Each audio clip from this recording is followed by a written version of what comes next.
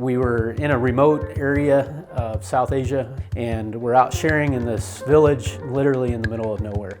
That part of the world is actually known as the graveyard of missionaries. There's been a lot of missionaries over the years that have gone in there that ended up sick, or for other reasons outside their control, they ended up having to move back to the other side of the world. And we see a couple of people profess faith in Jesus that day.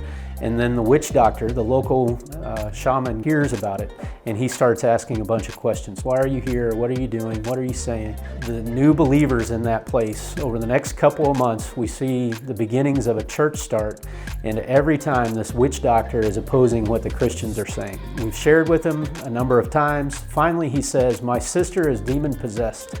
If your God can free the sister of the demons in her, maybe I'll believe in it."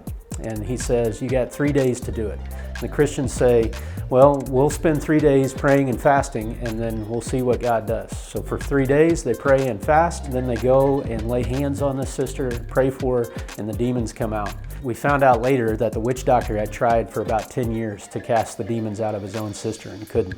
And the witch doctor right there professes faith in Jesus. The next day, we show up and we're teaching about baptism. He says, "I'm ready to be baptized." So we walk down to the river, but he's got a backpack full of stuff with him. And we're like, "What are you bringing?" He's like, "Oh, these are all my charms that I use for witchcraft."